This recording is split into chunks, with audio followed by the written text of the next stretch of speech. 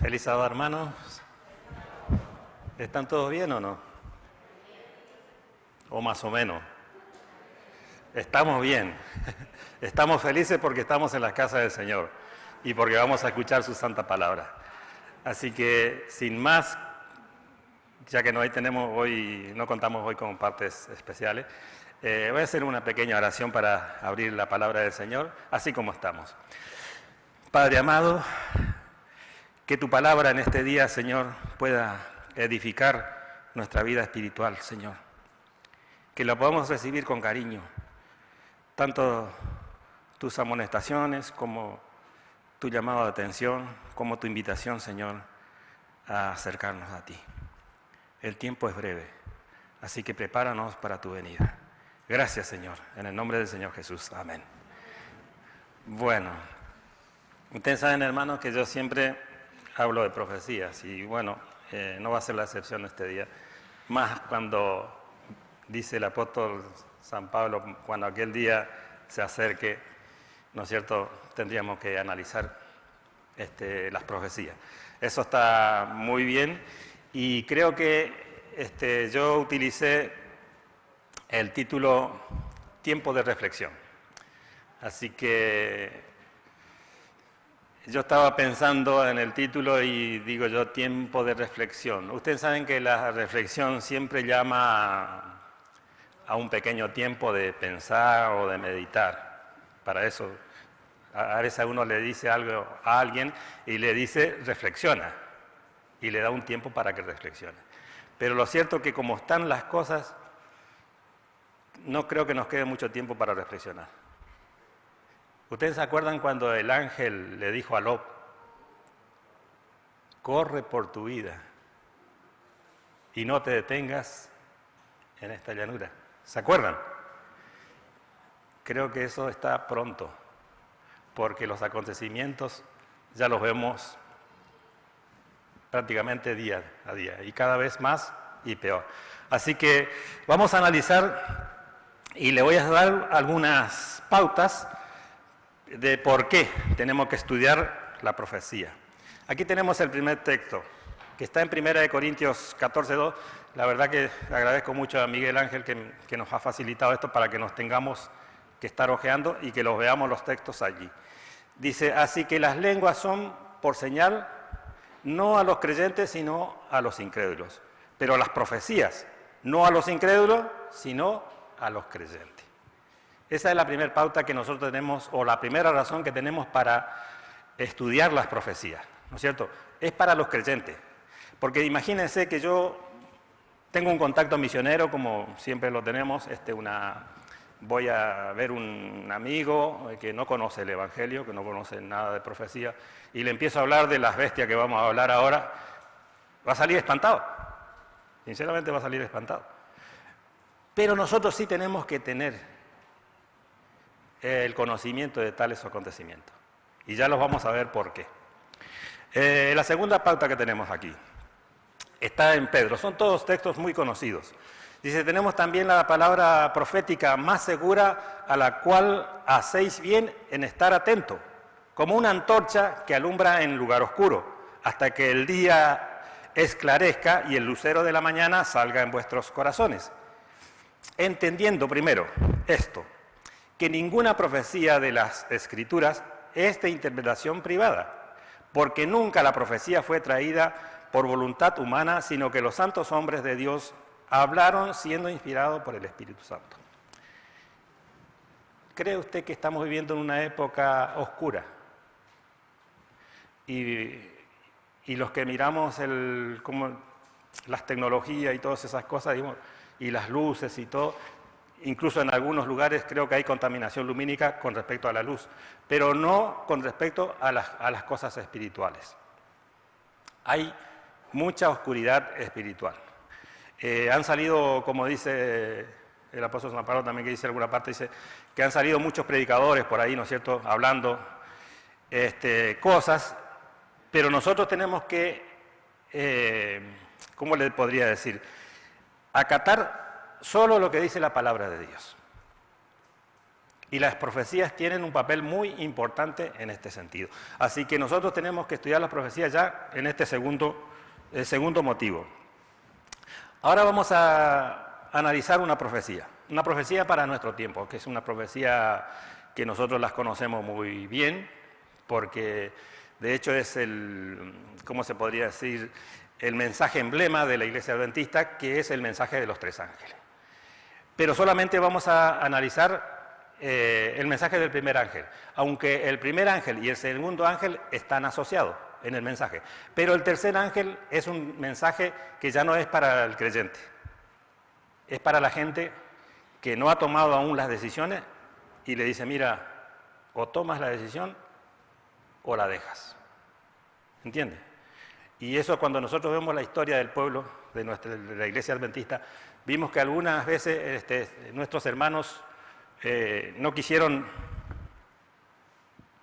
ellos dar este mensaje, porque es un mensaje de choque, un mensaje que te llama a una decisión ya. ¿Entiende? Entonces nosotros nos limitaremos al primero y el segundo ángel. Ya el Señor dará directrices cuándo se debe dar el mensaje del tercer ángel. Vamos a ver el mensaje del primer ángel, que está en Apocalipsis 14, 6 y 7. Dice, y vi volar por el medio del cielo a otro ángel que tenía el Evangelio eterno para predicarlo a todos los moradores de la tierra, a toda nación, tribu, lengua y pueblo, diciendo a gran voz, temed a Dios y dadle gloria, porque la hora de su juicio ha llegado. Y adorad a aquel que hizo los cielos, la tierra, el mar y las fuentes de las aguas. Ahora, ¿por qué yo lo tengo en destacado Evangelio eterno y juicio? Porque vamos a analizar solamente estas 2 palabras de estos 2 textos, solamente las 2 palabras, que es juicio y Evangelio eterno, o Evangelio eterno y juicio. Vamos a empezar por el juicio. Ustedes saben que si nosotros queremos saber acerca del juicio de Dios, tenemos que ir al libro de Daniel. Dicho sea de paso, los libros proféticos para este tiempo son los libros de Daniel, Apocalipsis, Mateo 24, y si usted quiere completar su estudio, tiene que saber la doctrina del santuario. Y eso, ¿no es cierto?, le daría a usted una amplia visión de las profecías. Pero eso lleva mucho tiempo.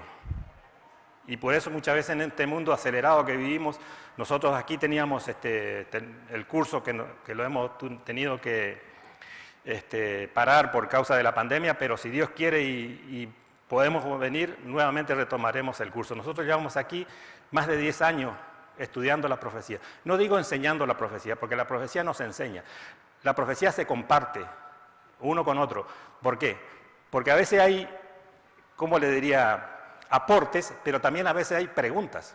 Y las preguntas valen, porque da motivo para que oremos, para que estudiemos más, para que busquemos otros textos. Nuestros hermanos adventistas del siglo antepasado hacían lo mismo. Ellos se reunían por la noche, porque ellos eran agrícolas, de día trabajaban, y de noche, sé qué es lo que hacían. Se reunían, empezaban a estudiar una profecía, oraban, y dice la hermana White que el Señor daba luz sobre lo que ellos estaban pidiendo.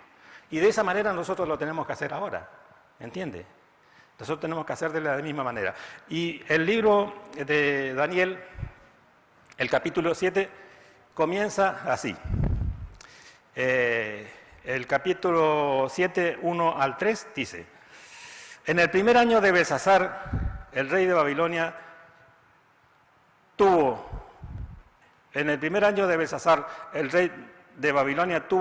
Daniel un sueño y visiones de su cabeza mientras estaba en su lecho.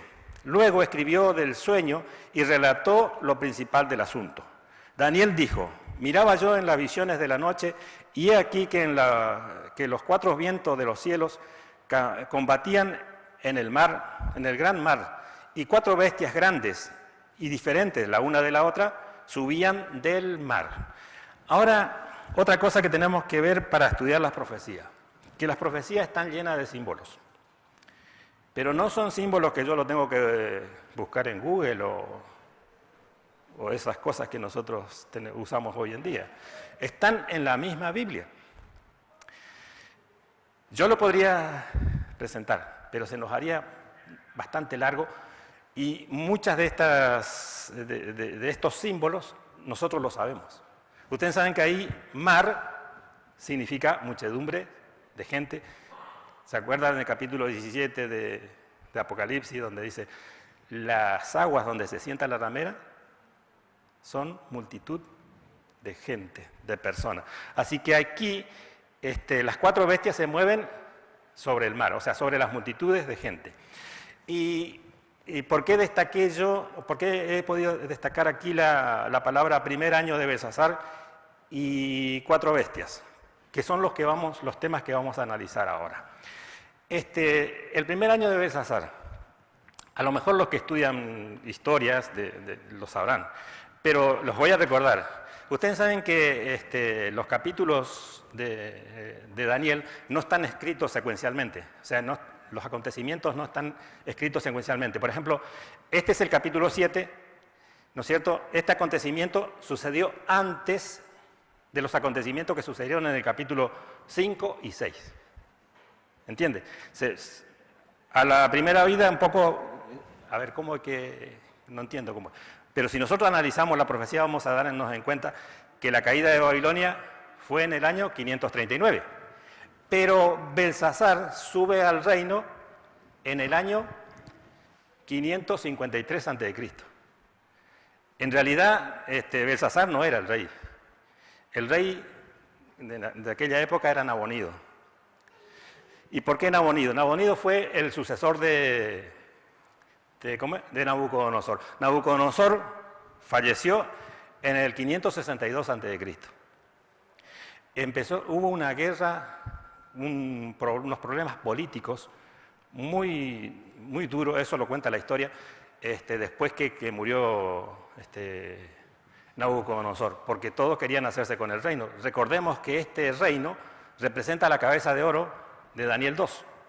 O sea que era un rey poderoso, un reino poderoso, era la cabeza de oro. Y aquí, en la primera bestia que nombra Daniel, aparece un león alado. Ustedes saben que un león alado, el león es el rey de la selva.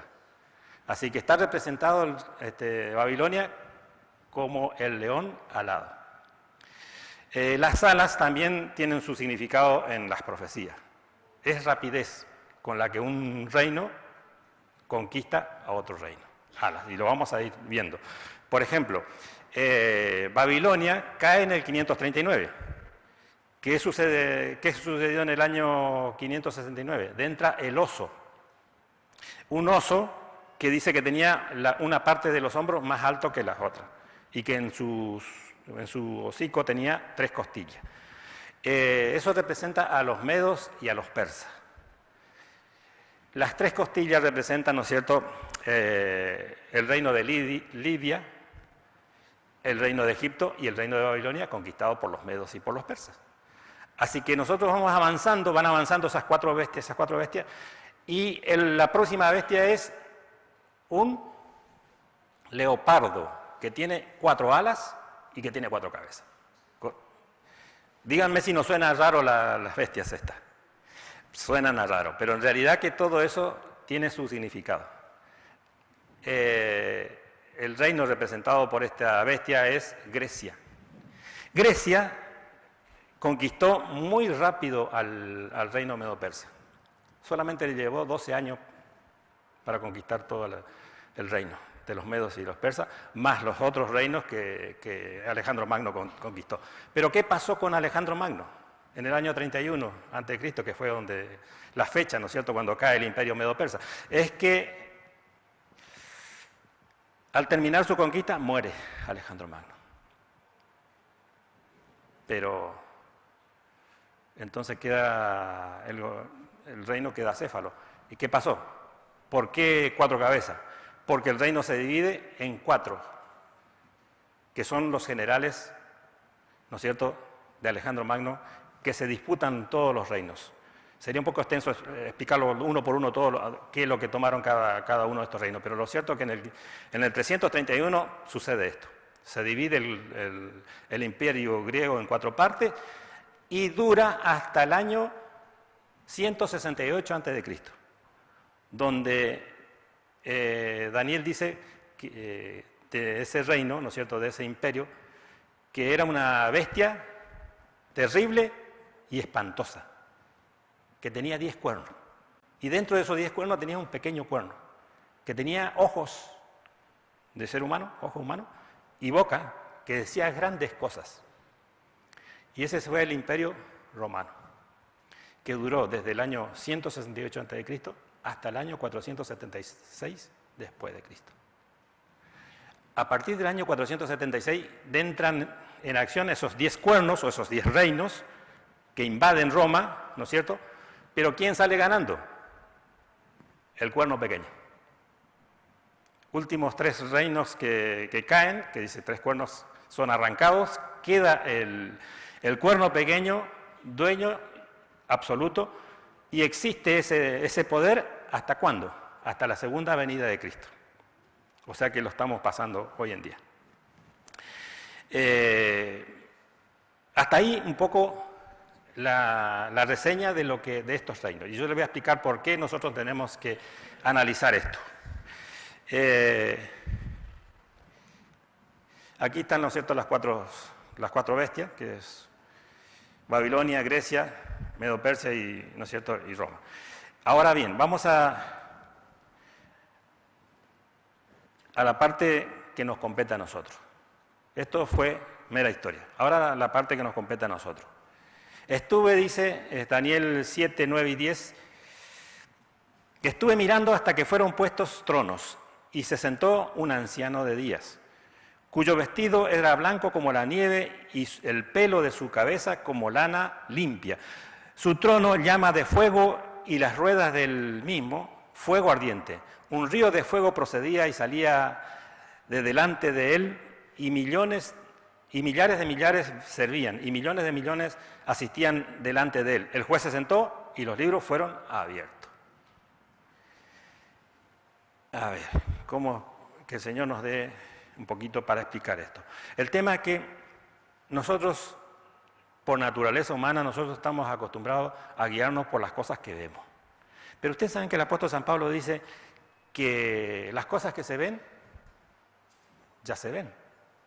Nosotros tenemos que confiar en lo que no vemos. ¿Por qué? Porque lo que no vemos, lo vemos con fe, con esperanza. El Señor, tanto a Daniel como a nosotros, siempre nos ha querido explicar cómo es el reino del cielo. ¿Qué es lo que pasa allí arriba? ¿Usted se acuerda las frases que siempre pronunciaba el Señor Jesucristo cuando estaba aquí para explicar el reino del cielo? El reino de los cielos se parece a una semilla de mostaza. El reino de los cielos se parece...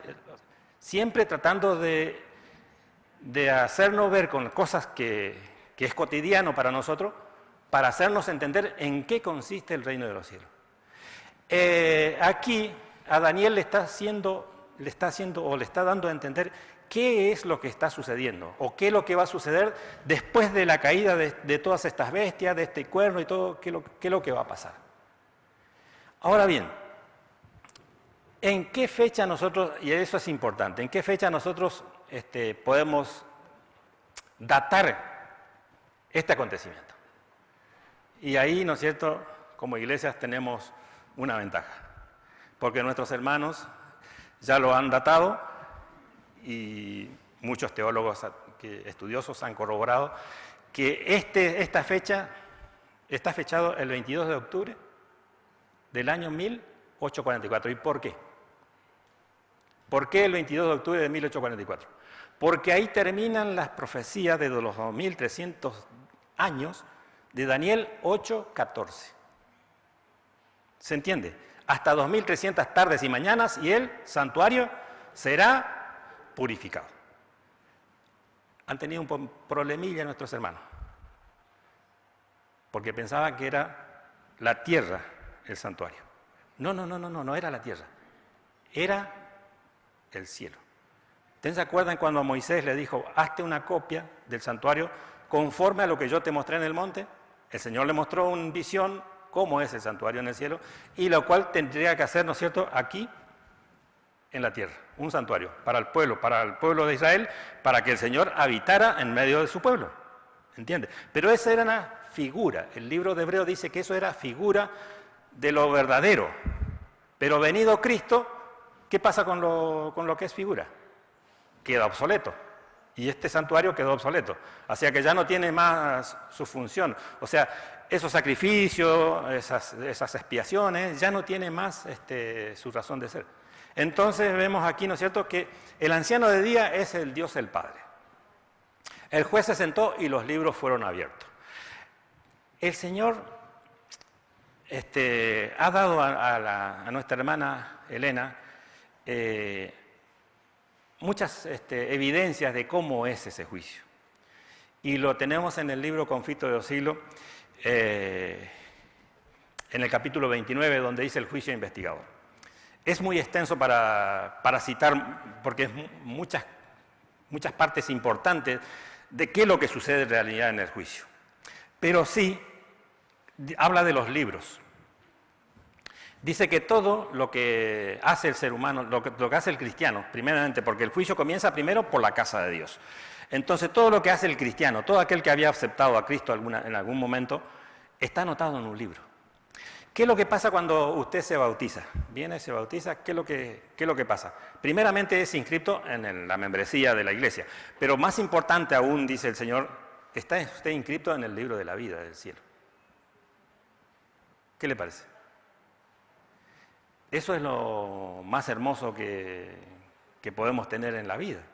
¿Ustedes se acuerdan que cuando los apóstoles vinieron alegres porque los demonios se sostenían y qué sé yo? Y el Señor le dijo, no os alegréis tanto por esas cosas, más bien alegraos porque vuestros nombres están escritos allí. Eso es lo más importante para nosotros, ¿entiende? Porque ¿de qué nos valdría a nosotros que hiciéramos todas las obras y cosas? De hecho hay personas que el Señor dijo, en aquel día alguien me dirá, Señor, en tu nombre hemos predicado, hemos hecho milagros, hemos hecho un montón de cosas, y yo les apartaré, les diré, apartados de mí, hacedores de maldad. ¿Pero por qué le dice el Señor esas cosas? Eso es importante saber, hermano. Eso es importante saber. Y las profecías te ayudan y mucho. Voy a citar simplemente algunas cosas. Primeramente, que el juicio no es presencial. No están las almas resucitadas para presentarse delante del juicio. No hay, no existe. Todos son ángeles y hay alguien que está presente allí, lo vamos a decir en el segundo texto. Miraba yo en la visión de la noche y he aquí con las nubes de los cielos venía uno como hijo de hombre, que vino hasta el anciano de días y le hicieron acercarse delante de él. Y le fue dado dominio, gloria, reino, para que todos los pueblos, naciones y lenguas le sirvieran. Su dominio es dominio eterno, que nunca pasará, y su reino uno que no será destruido. ¿Quién es este personaje? Es nuestro Señor Jesucristo. Este acontecimiento no es la segunda venida de Cristo. Es la entrada del Señor Jesucristo al lugar santísimo para cumplir una labor especial. Para interceder como nuestro abogado y como nuestro juez. ¿Ustedes se acuerdan lo que dice Primera de Juan? Estas cosas os escribo para que no pequéis. Pero si alguno hubiere pecado, abogado tenemos para con el Padre, a Jesucristo, nuestro Señor. Esa es la función final que el Señor Jesucristo va a hacer en favor de la humanidad. Interceder por la humanidad. ¿Por qué? Porque Él ya pagó el precio de nuestros pecados. ¿Entiende? Ahora voy a citar algunas cosas muy puntuales porque estoy viendo que el tiempo ya se nos va yendo. Dice, algunas cosillas que están en esos libros.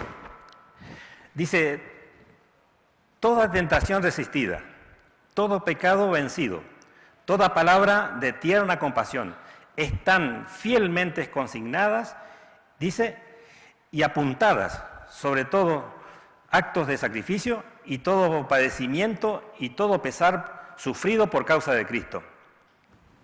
Todo lo que usted ha hecho por Cristo está anotado en esos libros. Recuerde, tenemos que recordar nosotros, hermano, que ser cristiano no es un logo ni una etiqueta que te ponen a ti por aquí. Ser cristiano es una vida. Eso tenemos que tener muy en claro. Cada minuto, cada día cuenta. ¿Por qué? Y fíjense acá en esta otra cita donde habla, dice: frente a cada nombre, en los libros del cielo aparecen con terrible exactitud cada mala palabra, cada acto egoísta, cada deber descuidado, cada pecado secreto, con todas sus tretas arteras, toda admonición o reconvención divina despreciada. Dice, los momentos perdidos, las oportunidades desperdiciadas, las influencias ejercidas para bien o para mal, con sus abarcantes, dice, resultado, todo fue registrado por el ángel anotador. Cuando usted sale del agua del bautismo, el Señor pone del lado de usted un ángel anotador. El Señor dijo, cuidado con lo que decimos o lo que dejamos de decir, porque no dirás en la presencia del ángel, yo no sabía, o fue de broma, que es peor todavía. Y esa recomendación, primeramente para su servidor. Lo cierto es que si hay alguien que tiene que ser una persona centrada, es un cristiano. Pero muchas veces perdemos los estribos, es verdad. Pero eso no es motivo para que yo me desaliente. El Señor me llama cada día. Cada día son nuevas sus misericordias. No es que saliendo del agua del bautismo ya se acabó la misericordia. No. El Señor sabe que dice, yo sé que vosotros sois malos, somos malos desde el principio. Por eso tiene paciencia el Señor. Lo importante es perseverar. Lo importante es presentarse cada día delante del Señor y preguntarle, Señor, ¿qué quieres que haga hoy? La hermana Juay lo dice. Ese debe ser mi primer trabajo en el día. Me estoy arrodillando cada mañana delante del Señor para presentarme y para caminar en ese día tomado de sus manos. Esa es la vida cristiana, hermano. ¿Entiende? Eso es lo que está anotado en esos libros. Y son las cosas que van a pesar para bien o para mal. ¿Entiende? O sea, el tiempo es limitado. Ustedes saben que el juicio comienza primeramente por los muertos. Pero la hermana Juay aclara aquí en este libro, El conflicto de los siglos, capítulo 29, que cuando termine el juicio por los muertos, seguirá por los vivos, en los cuales estaremos nosotros, si es que el Señor ya va a venir ahora. Y roguemos que sí, que el Señor venga ahora. Otra cosa que me llamó bastante la atención es que cuando el juicio se termine, aquí en la tierra las cosas van a seguir como ahora. Vendremos el sábado a la iglesia, el sacerdote dará su misa, lo dice la hermana Juez, el sacerdote dará su misa, iremos al trabajo, ignorando que nuestro destino ha quedado ya determinado, para bien o para mal. Por eso es aquí, siempre el Señor dijo, velad y orad, velad y orad, velad y orad. El apóstol San Pablo también, velad, orad. Tenemos que orar, tenemos que velar, tenemos que predicar. Y aquí es donde viene esta parte que quiero compartir, que es la otra parte del capítulo 14 de Apocalipsis. El Evangelio eterno. Ya hemos entendido un poquito acerca del juicio. Un poquito acerca del juicio, porque esto es mucho más extenso. Pero ahora vamos a la parte que nos compete a nosotros, el Evangelio eterno. Ustedes saben que el Mateo 24, como lo he dicho, es un libro profético para nuestros días, Y hay un mensaje en medio de este capítulo, que es Mateo 24, 14, y será predicado este evangelio del reino a todo el mundo para testimonio a todas las naciones, y entonces vendrá el fin. Primeramente, el testimonio del evangelio tiene que llegar a todo el mundo.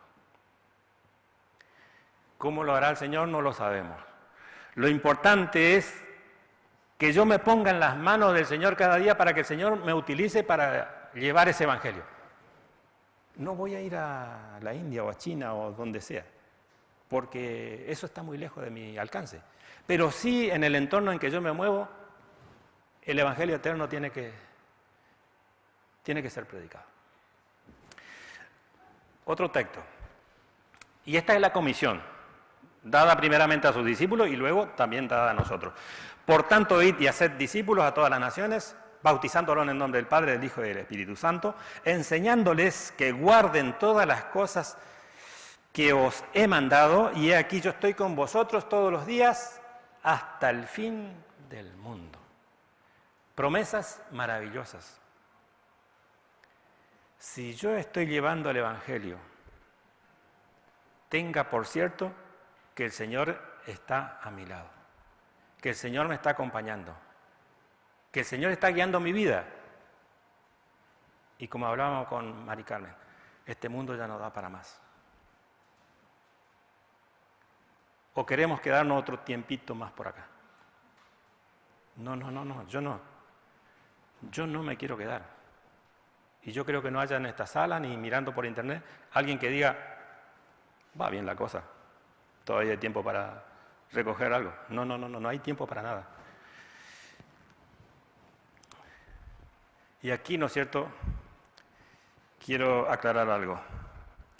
Así también Cristo fue ofrecido una sola vez para llevar los pecados de muchos, y aparecerá por segunda vez sin relación con el pecado para salvar a los que le esperan. El Señor, cuando regrese, si bien hay una parábola de las ovejas y de los cabritos donde dice apartará, ¿no es cierto?, pero eso es una parábola. No va a venir a decir quién se salva y quién no se salva. Vendrá a pagar a cada uno según sus obras, según sus comportamientos, según sus vidas cristianas, según nuestras vidas cristianas. ¿Entiende? ¿Cómo hemos vivido? ¿Cómo hemos entendido? ¿Cómo hemos entendido la vida cristiana? Voy a decir una frase acá que la encontré por ahí. Dice, pocos ven lo que somos, pero todos ven lo que aparentamos. ¿Alguno conocerá al autor? Suena un poco maquiavélico, pero bueno, es así. Pero ustedes crean, hermano, que la vida del cristiano, tanto lo que es como que lo que aparenta, tiene que tener una sola línea. Si yo, cuando bajo del púlpito, voy a mi casa y empiezo a maltratar a mi señora, a mi hija, o a mi vecino, discutir con mi vecino, ¿qué imagen estoy dando? Estoy dando una imagen aquí,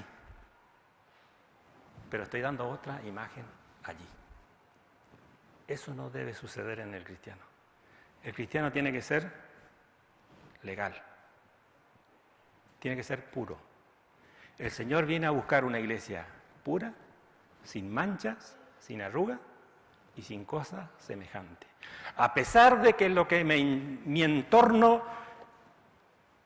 me diga, a pesar de lo que la tendencia me diga, yo tengo que vivir una vida cristiana. Y por haberse multiplicado la maldad, el amor de muchos se enfriará. Mas el que perseverare hasta el fin, éste será salvo. Y no está hablando de la época del Señor, que ya había mucha maldad, sino está hablando de este tiempo. ¿Para qué le voy a dar a una moneda si se va a gastar no sé en qué cosa? Tenemos que pedir la guía del Señor cada día. Tenemos que consagrarnos al Señor cada día. si queremos ser participantes de ese reino que el Señor viene a instituir muy pronto. Las señales ya nos han sobrepasado. Sinceramente, yo que llevo 30 años estudiando la profecía, hasta hace muy poco decía, bueno, sí, algunas señales, pero ahora eso es tan avasallante que ya hablar de señales no va. Ahora es la espera, porque los tiempos no serán mejores. Pero solamente aquel que esté consagrado al Señor cada día tendrá luchas, obviamente, tendrá luchas. Probablemente vaya al descanso con una enfermedad, pero no importa. O sea que vivamos, o sea que muramos, de Cristo somos. Y el Señor, cuando suene la trompeta, como decía el himno, nos levantará. Que el Señor les bendiga. Este es el pensamiento para este día. Amén.